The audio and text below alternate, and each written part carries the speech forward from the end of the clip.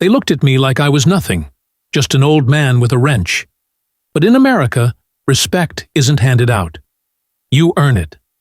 And when someone tries to take your dignity, you don't bow. You stand. Because honor matters. Family matters. Truth matters. And what I did next changed everything. And if you've ever been underestimated, you'll want to hear this. You won't believe it. Before we continue, hit subscribe and tell me where you're listening from in the comments below. Leave the plumbing to the poor folks, Edward. You don't belong here. I tightened the compression ring by feel and did not look up. Marcus leaned in the doorway, smirking.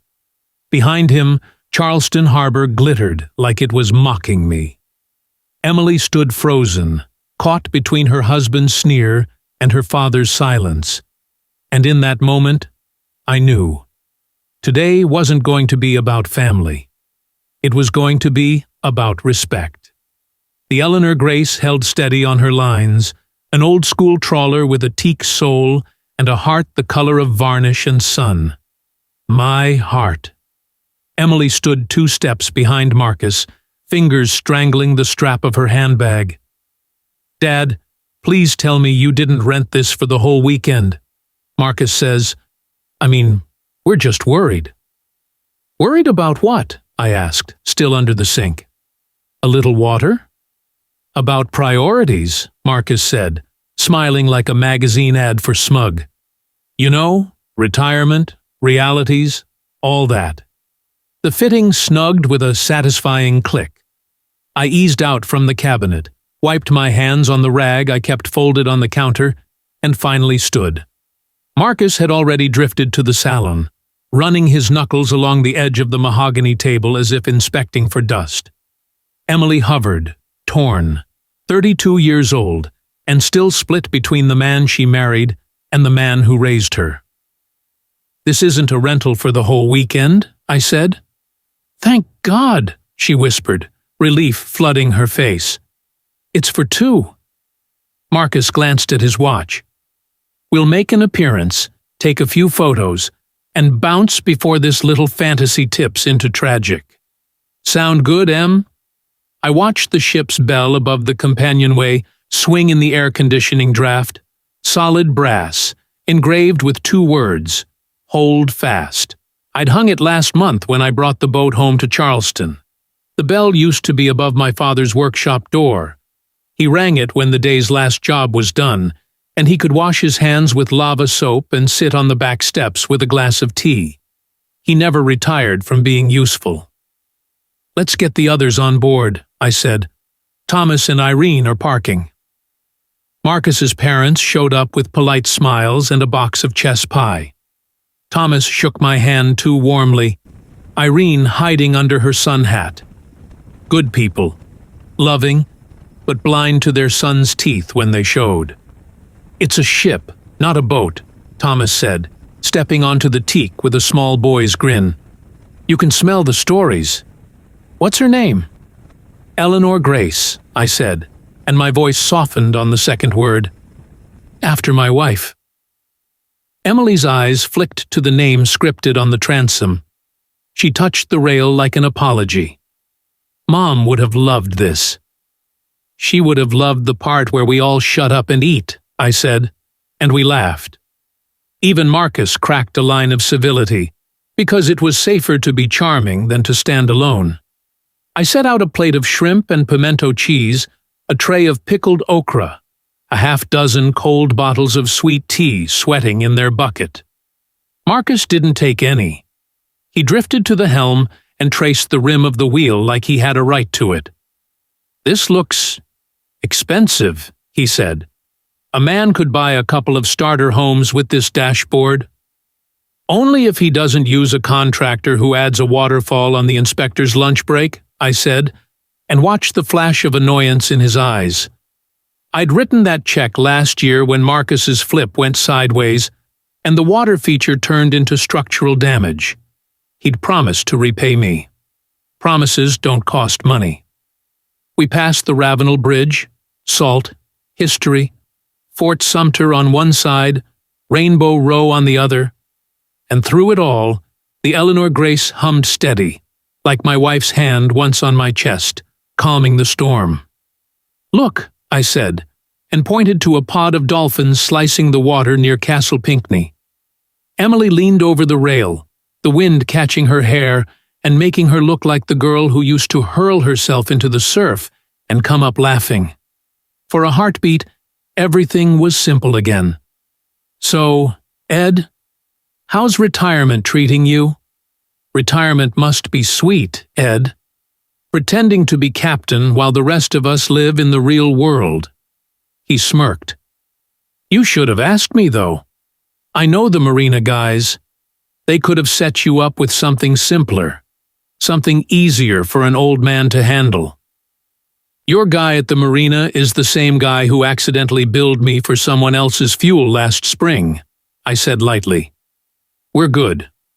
Thomas set a hand on his son's shoulder. "Let the man enjoy his ship, son." "Boat," Marcus said. "It's a boat." "It's a home if you do it right," I said, and the bell above the companionway shivered again, light catching in the letters. "Hold fast." I showed them the guest cabin with its tidy bunks, the head with its absurdly clever storage, the galley where I'd cooked redfish last weekend with my friend Will Harper, a Navy vet who says boats are the last honest math left in America. What you put in, you feel on the water. Marcus peered inside drawers like a customs agent and flicked the faucet handle up and down twice, as if proving something. "Nice," he said. "Even the water works." "You'd be surprised how often it does," I said. Emily trailed her fingers along the edge of the countertop. "Dad, this marble is—" "Dad." "It's quartz," I said. "Easier to live with. Like quiet. Like patience. Like a man who waits on his moment." I let them wander and went back topside. I took the wheel again and steered for the slow lane away from the tourist ferries. Marcus followed after a minute, leaned on the combing, and delivered the line he'd been saving since he saw my hands under that sink. "Tell you what, Edward. After lunch, we'll give the charade a solid hour, and then I'll take Emily home. Wouldn't want you to blow the rest of your retirement on impressing my parents." I looked out across the harbor, where a dozen sails glowed like teeth in the sun. I didn't answer him. I was busy setting the table in my head, every fork straight, every glass where it belonged. A man can take a punch. A man can also choose when to swing. "They thought they knew me," I said, almost to myself, and the words tasted like clean metal. "But today, someone's going to learn." The bell made its small sound again. "Hold fast," it said in a voice only I heard. "Hold fast." The thing about people like Marcus is that they mistake kindness for weakness. You extend grace. They take inches, then feet, then the deed to the house. They read boundaries as suggestions, generosity as admission of guilt. I'd learned that slowly. The way you learn a leak, by the rising stain. We docked on the outer pier near Patriots Point to eat lunch with the view of the USS Yorktown shouldering the sky. Thomas and Irene settled in gratefully, their city shoes sighing as they came off. Emily helped me lay out the food with that efficient tenderness she inherited from her mother. Sliced turkey, potato salad dusted with paprika, thick slices of tomato that smelled like August, even though it was April. Marcus stayed standing, staring at the array like the maitre d' had offended him. "What, no champagne?" he said. "We're slumming it with iced tea and church picnic vibe?" "Champagne later," I said. "Bubbles make people stupid before truth gets served." He smirked. "You've been watching too many motivational reels." Thomas cleared his throat. "Sit down, Marcus." He didn't. He prowled to the helm again, toggled switches like he was flipping coins. Depth finder. Nice. Radar. Overkill. Autopilot. Must be nice to have a machine steer for you. Autopilot is only as good as the course you set, I said. He flicked on the stereo and winced when Old Soul spilled out. Al Green singing Love and Happiness. He turned it off like he'd burned his hand. Let's not pretend we're on a river cruise. Marcus, Emily said softly. What? He swung back to the galley. You want me to pretend your father can afford this? He lowered his voice on father, like the word had more power if whispered. We can't keep bailing him out of his daydreams. I'm trying to be the adult here. I stood. It's funny how still a boat gets when a decision walks on board. There's a storm front due in late afternoon, I said evenly. We'll keep the meal short. After, I want to do a safety check. Everyone learns the exits, the radios, the life jackets. You never know when those minutes matter. Marcus barked a laugh. A safety drill? On a rented toy? God, Ed, this is why people don't invite you to things. People invite me to the right things, I said. He stared at me for a long beat, trying to decide if I was mocking him. Then he smiled with all the wrong teeth. You're right. Safety first. I'll check the galley. Maybe your thrift store faucet can handle the pressure. He vanished below. Emily watched the hatch like it might bite her. Thomas tried for conversation about the Yorktown, about the price of diesel, about how his father once carved a toy boat from cedar and pushed it across a puddle until it sank with ceremony. Irene asked how my garden was faring. I answered with the right words and the wrong voice because I was listening to what the boat was telling me. A crack. Then a burst of water exploded across the galley. I stormed down the steps. And there he was, Marcus, standing smug, hands in the air like a fake innocent. Water sprayed everywhere, soaking the counter. The faucet wasn't broken by accident. He wanted witnesses. He wanted me humiliated. Oops, he said. This thing is touchy. The Eleanor Grace is an old soul with new bones. I keep her that way. The faucet had been new installed last month by a man who makes his living on men like me. Careful, steady, realistic. It didn't break unless someone made it break. Step aside, I said. I shut the supply at the valve, twisted the handle to confirm the failure where I knew it was. Internal cartridge, splines chewed. Around the base, fresh scratches scored the chrome in 2 crescent moons. Pliers. Enough force to look like accident, not enough to tear the counter. A coward's vandalism, just the right amount of wrong. I felt anger rise the way the tide fills the marsh. Inexorable, quiet, absolute. I could fix this. I could fix most things. I couldn't fix whatever was broken inside the man standing 5 feet from me with a look he thought was helpful. We'll need a replacement cartridge, I said. There's a spare in the locker to starboard. 3rd bin, labeled faucet. Marcus blinked like I'd spoken Greek. You keep spare parts on a rental? That's adorable. I keep spare parts on what matters, I said. He shrugged the shrug of a man who never fixes, only replaces. Well, good thing you have me here to help the old man. I'll get a towel. You'll get your hands off my tools, I said, and he flinched. Not big. Just enough to tell me a line had been drawn. Thomas appeared behind him, taking in the scene, taking in the marks. He's an engineer by training. He knows what deliberate looks like. Our eyes met. He shook his head once. Shame traveled between us like an electric wire. I swapped the cartridge in silence. 10 minutes, including tightening, checking for drips, letting the water run to push bubbles out. I wiped down the counter, the sink, the base. Eleanor Grace exhaled, the small relief a machine gives when its skin is whole again. Marcus returned with a dish towel he didn't use. Crisis averted, he said. Maybe we should hire a skipper next time. You know, a professional. I stood slowly, and the space between us changed. Emily had come halfway down the steps, her knuckles white. She saw her husband. She saw the scratches. She saw me. "Everything okay?" she asked. "It will be," I said, "but before we eat, we're going to do that safety check." Marcus rolled his eyes. "Ed, stop. Nobody's drowning today." "Maybe not," I said, "but something else is." Up in the salon, I opened the locker with the life jackets and made everyone put one on. Thomas buckled his with the dexterity of memory. Irene blushed and fumbled, and I helped her with a gentleness that surprised her. Emily slid hers on and whispered, "I'm sorry," to the nylon. Marcus held his like a prop. "Radio's here," I said, tapping the mic.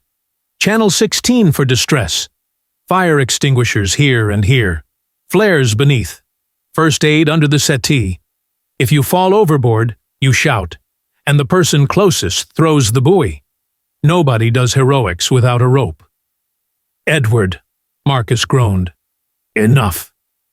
"Not quite," I said, and my hand moved to the cabinet beside the chart table. I opened it and showed them a panel they'd never noticed. 4 small monitors nested side by side, each with a timestamp like a heartbeat. The bow, the stern, the salon, the galley. "You put cameras on a rental?" Marcus said, laughing. "Paranoid much?" "On what matters?" I said. For a split second, he looked straight at the galley feed and saw himself on loop, walking in, testing the faucet, glancing over his shoulder, reaching into his pocket, taking out something slim and metallic, and gripping the base. He paled, then smiled like a man stepping into the wrong church and pretending to belong. "I was wiping it down," he said quickly, trying to help. I shut the panel. "We'll talk after we eat," I said. "I find truth digests better when there's food in people." We ate, if you could call it that. Emily pushed potato salad around her plate. Irene made small talk about azaleas, her voice too bright. Thomas chewed like a metronome. Marcus drank water like it was bourbon. I took one bite of turkey, and was suddenly back at our kitchen table in a different house. Eleanor alive. A little flower on her cheek from the pie she'd never measure and always nail. She'd look at me when I came home, read my face, and say, "Who hurt you? And do you want me to bake, or do you want me to bite?" "Bake," I would say, and she'd do both in small ways.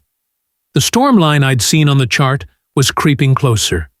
Thin clouds stacking over the Cooper River, the light sharpening the way it does before rain.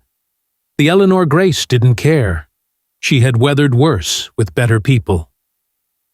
"When I saw what he did on that screen," I said to myself, as I gathered plates no one had finished, I knew everything was about to change. We cleared the dishes. I set the lemon chess pie on the table like a truce offering no one could accept. The bell over the companionway made its small note, and time shifted. I have been quiet most of my life. I was quiet when my father died because my mother needed me to build a ramp and call the bank.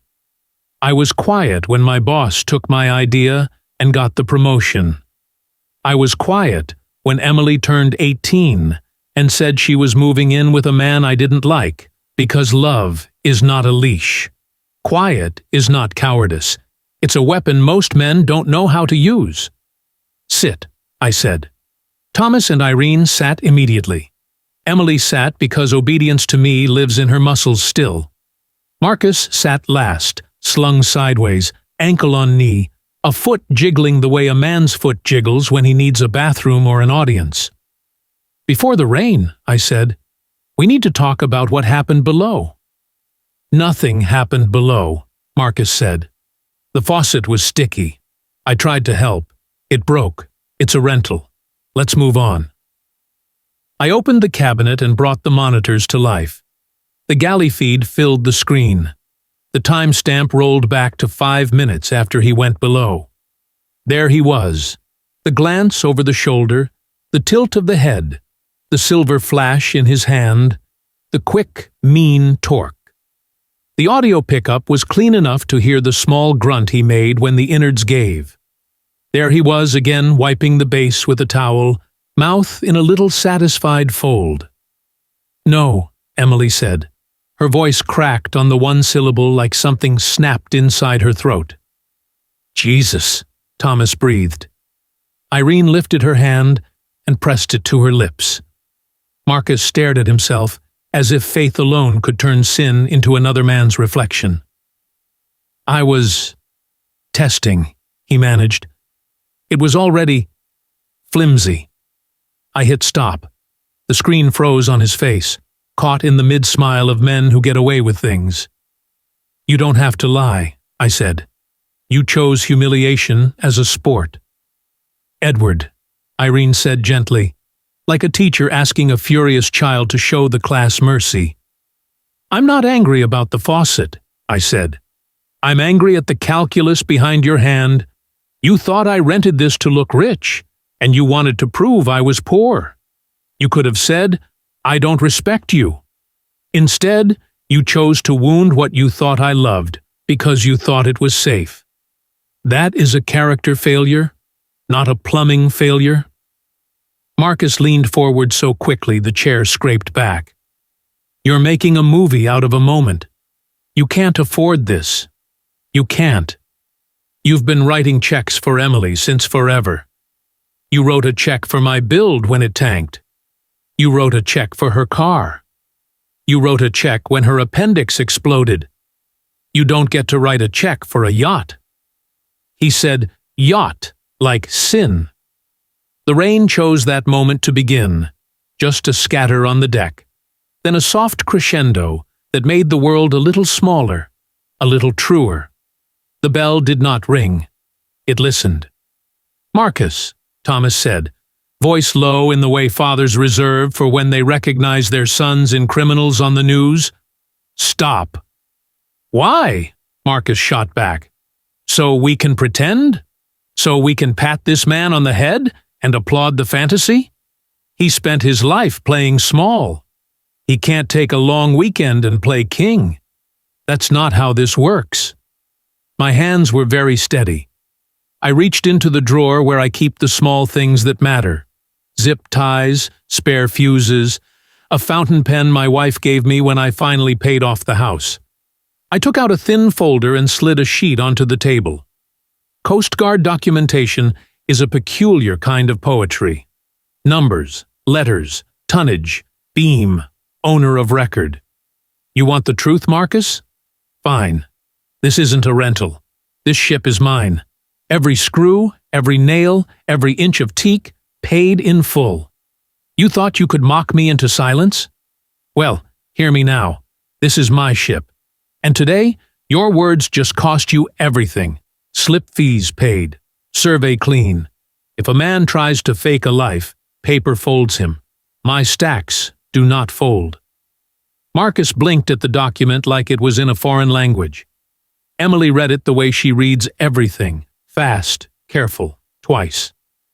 Irene reached out and touched the edge like it might bite.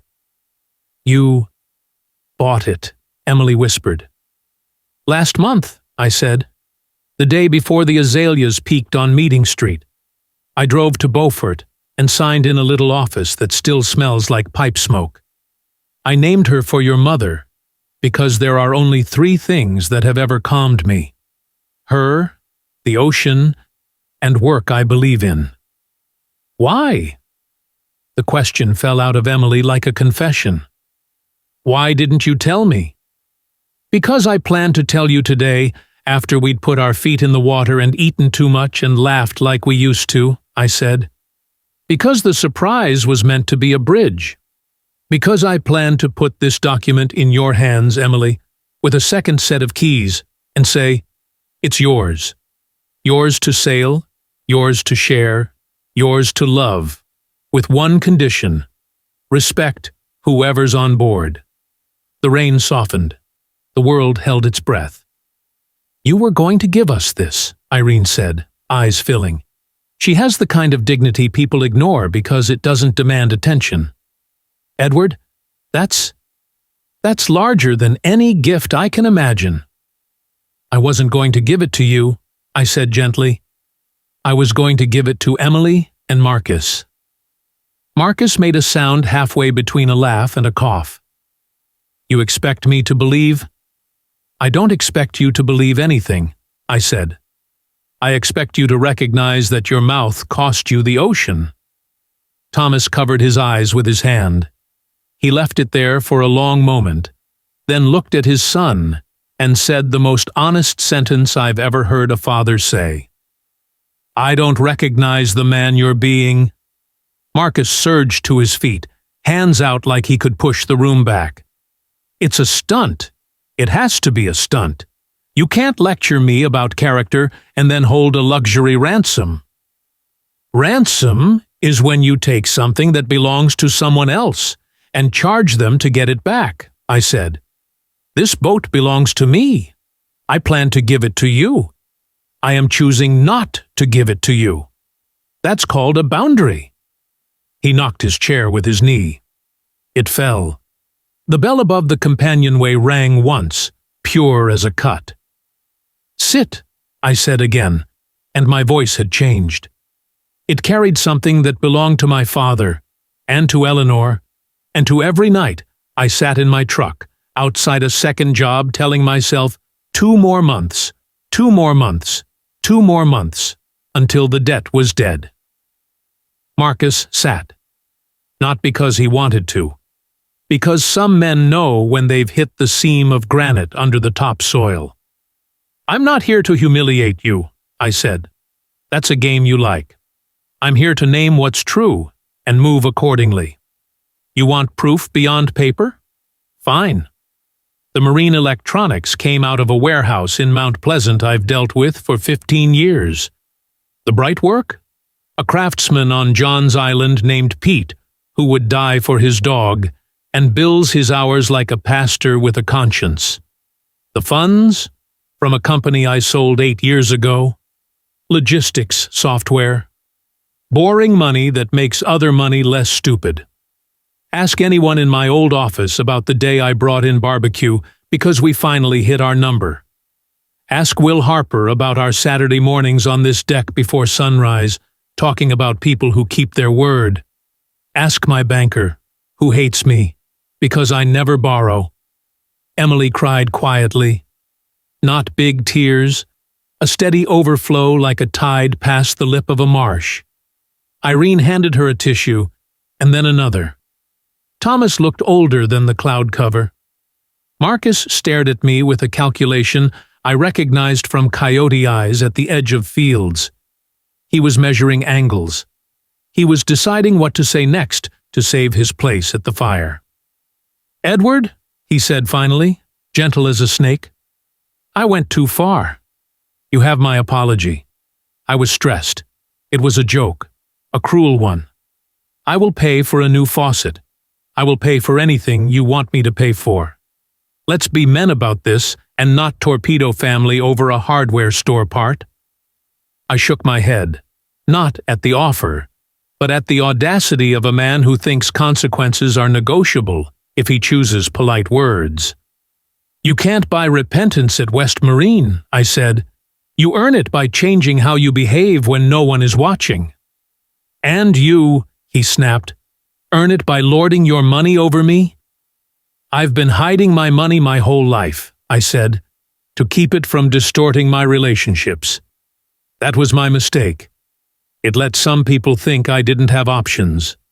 I have options. I turned off the monitors. The rain eased from steady to whisper.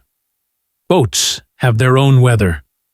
Inside the salon, the atmosphere thinned and sharpened, like the air an instant after lightning.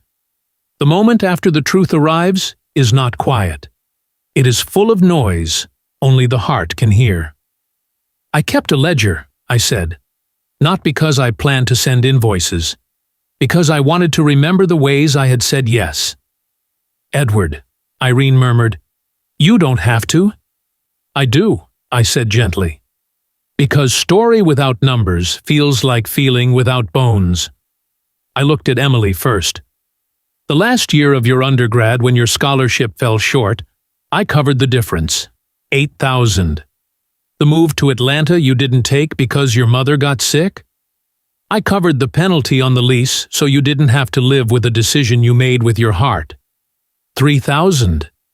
The Toyota that blew its transmission at exactly 200,000 miles? I replaced it. 12,000 down. The rest in your name because I wanted you to feel adult. You paid it off early. I still keep the last receipt in my desk. I turned to Marcus without turning my body. I have learned that the most merciful way to face a man is squarely. The first flip that went wrong, I wrote 50 for the emergency foundation work because contractors don't take promises. The second, 25 for materials because the market would come back, you said. When your mother needed a specialist out of network, I covered the gap because Irene is worth more than any plan. 11. When your father needed a new roof, and you didn't have liquidity because a buyer ghosted you, I wrote 20. I told him it was a loan so he could sleep. I forgave it the minute he cashed the check. Thomas made a small sound in his throat. Irene reached for his hand. The yacht, Emily said, voice wrecked. Dad, this isn't... I don't know what to say. There was one condition, I said quietly. 1. Respect the boat. Respect the people on it. Marcus failed the condition before the pie hit the table. Marcus's face hardened like wet concrete in sun. You're acting like a tyrant because I made a mistake. You made a choice, I said. And you've been making it in smaller ways for years. You call me Ed because you think it shrinks me. You talk about your friends in a way that tells me you don't have any. You assess rooms for leverage, not for beauty. You can be charming. You are not kind. He stood again. He's the kind of man who thinks altitude gives argument authority. So that's it? I'm banished because my sense of humor offends you? You're not banished from my life, I said. I don't have that power, and you wouldn't give it to me if I did. You are banished from my boat. Effective now. You will leave the Eleanor Grace today. Emily's head snapped up. Dad! Em, I said, and waited for her to look at me. I am not asking you to choose between your husband and your father. I am telling you what is allowed in my home on the water. You can come aboard any time. He cannot. If he comes back changed one day, he can knock, and I will open. But he will not kick this door again and call it a dance. Marcus laughed. It was not a sound meant for people. Let's go, he said to Emily. We're not staying for this theater. Emily didn't move. She looked at the bell and then at me. Mom would have told you to forgive, she said. Your mother would have baked 2 pies and comforted the entire room, I said, and felt the burn behind my eyes I had been holding since the faucet gave. She would also have taken me aside and said, Close the door, Eddie. Your piece is in the room behind it. Thomas stood. He walked to his son slowly, like a man approaching a wounded animal you cannot safely touch. Marcus, there are lines, he said, voice shaking. You step over them. You step back. You don't argue with the chalk. Marcus looked from his father to me to Emily, calculating again. That coyote math. He went for the angle he knew best. He turned tender. Em, he said softly, using the voice he uses when he wants dessert. Come on, we don't need this. He's trying to punish me by punishing you. Let's go home. We'll talk there. Emily looked at me. There are glances that measured decades. She was 4 with her hair in elastics, carrying a bucket of shells. She was 12 with a science fair ribbon and a grin that made the kitchen brighter. She was 26 in a white dress we bought at a consignment shop because the new one made her look like something expensive, and the old one made her look like herself. She was 32, the edges of her mouth tired from keeping peace she did not make. I can't fix this for you, I said softly. I will always help you. I will not help you hurt me. Emily's hands shook as she grabbed her bag. She looked at me, eyes begging me to stop, to forgive, to make it easier. Dad, please. Her voice broke. I held her gaze. I can't protect you from the man you chose. Tears spilled down her face. She kissed my cheek, trembling. I love you, she whispered. I know, I said. And that was the hardest truth I've ever spoken. I know, I said. Marcus didn't say goodbye. He brushed past me with just enough shoulder to signal victory to himself. He paused at the companionway and looked up at the bell. He lifted his hand as if to touch it. He did not. He stepped out into the softened rain, and the Eleanor Grace felt lighter in a way that had nothing to do with load. I walked them to the dock because a man escorts what he loves, even when he is not in charge of where it is going. Thomas and Irene hesitated between their son and me. I put my hands on both their shoulders and squeezed. We're okay, I said. You did your work. He will do his or not. That's not on you. I watched until they reached the parking lot, a small knot of umbrellas crossing the wet blacktop.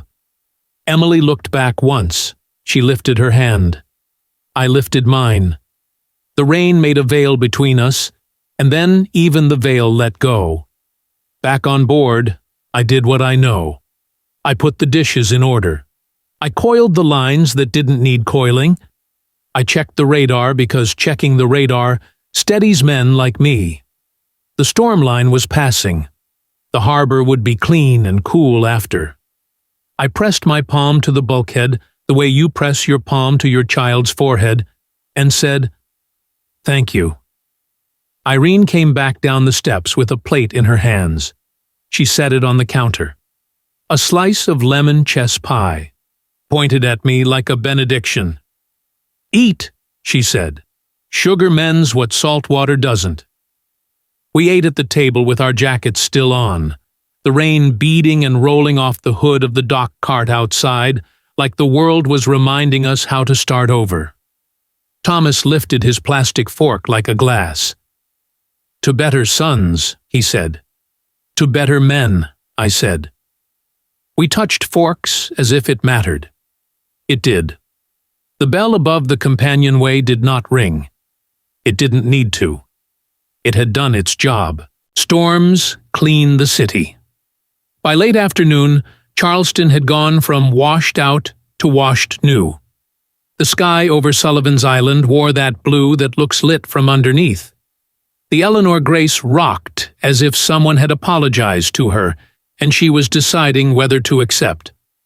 I took Thomas and Irene out for one more slow loop past the Yorktown.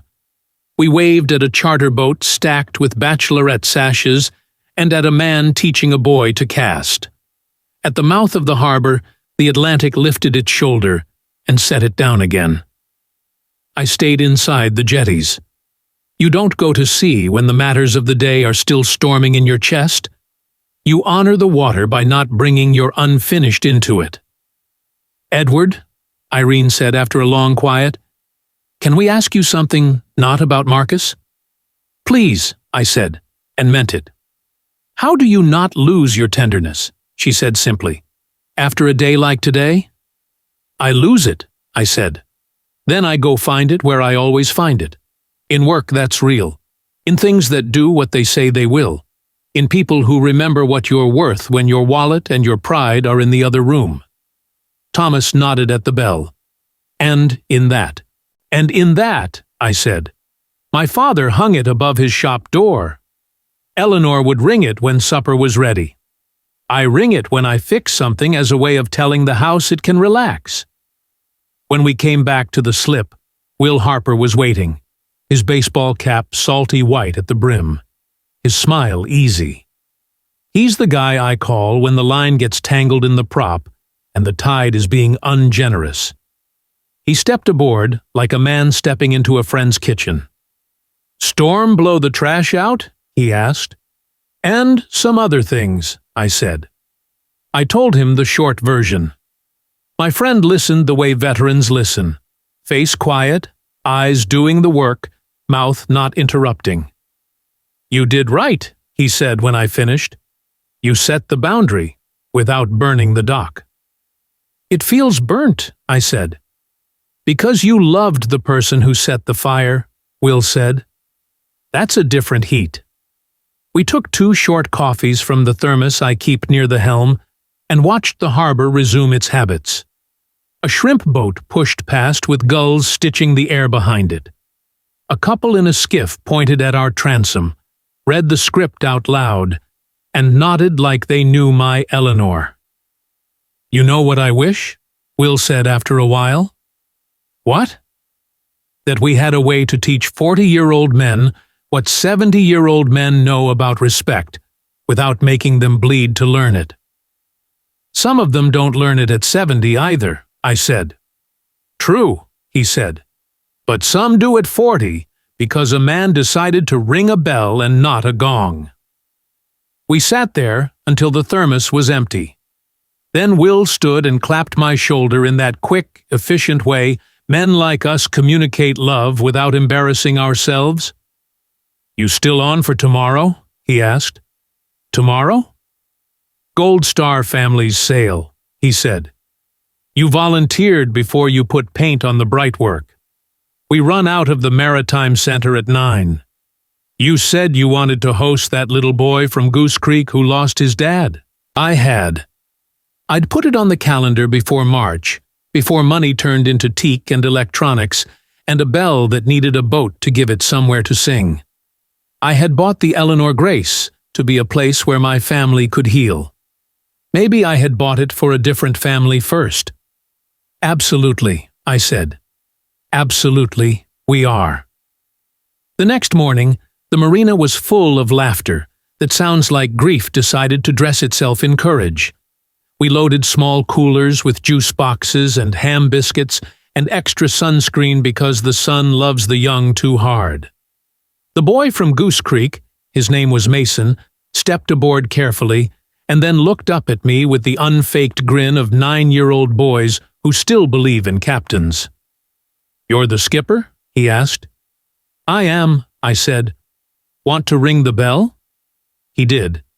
He stood on tiptoe, tugged the lanyard, and the Eleanor Grace made a sound like a yes. We spent 3 hours teaching him to steer by feel, to watch the wind on the water, to find dolphin by looking not for fins, but for motion where the water looks wrong. His mother cried once very softly when he laughed too loud, and then apologized for crying like it embarrassed the day. I told her my wife used to cry when Emily laughed, and that it means your heart has more rooms than you thought. She didn't know what to do with that, so she nodded and let the wind finish the conversation. When we came back to the dock, the world was ordinary and holy in the way the best days end. Will tied us up. Mason took a photo with the wheel. He hugged me the way boys hug. Hard and twice. Then gone like they were never your responsibility. Emily called that afternoon. I let it ring twice so I wouldn't sound like I was waiting. "Hi, Dad," she said, small. "Hi, baby," I said. "I left my sweater on the boat," she said, and started crying immediately because we both knew she didn't care about sweaters. "Come get it," I said. "You don't need permission." She did. She came alone. She walked down the dock with her shoulders hunched and her jaw set, which is how she looks when she is more stubborn than sad. She stepped aboard and stood under the bell like a penitent under a cathedral organ. "I'm sorry," she said. "For what?" I asked, because people need to hear themselves say it. "For letting him talk to you like that. For believing him when he said you were pretending. For not remembering who you are." "Who am I?" I asked. She swallowed. "You're my dad. The one who fixed the thing no one else thought to fix. The one who didn't buy new when the old could be mended. The one who taught me that money is a tool, not a trophy." I nodded. I want a relationship with you that isn't a negotiation about him, I said. I don't want the only way I get to love you to be through making him agree not to hurt me. That's not love. That's treaty. She nodded like a student who finally gets the proof on the chalkboard and hates how long it took. I can visit alone, she said. Always, I said. And I will always be kind to your husband when I see him. Kindness is not permission. It's how I respect myself. She smiled with her mother's mouth. Mom would have baked 2 pies, she said. She would, I said. And then she would have hidden one for me, because I'm selfish about pie. We laughed, and something released between us, like a knot letting go because the right tension finally went slack. She found her sweater. She kissed my cheek, slow this time, a promise instead of a goodbye, and left with a step that sounded like freedom. In the end, life isn't measured by the fortunes we build or the things we own. It's measured by the respect we give, the sacrifices we make, and the honor we hold when no one is watching. That day, I didn't just lose patience with a man. I gained clarity about myself. I learned that peace isn't found in silence. It's found in boundaries, in courage, in standing tall when someone tries to strip away your dignity. So, if you've ever felt underestimated, dismissed, or disrespected, remember this. Your worth is not defined by their judgment. It's defined by how you carry yourself when the storm comes. Wealth fades. Status fades. But character, that's forever. Hold fast. And what happened after that day on the Eleanor Grace will make you question not just family, but the meaning of loyalty itself. You won't want to miss it. Hit subscribe now and join me next time aboard the Eleanor Grace.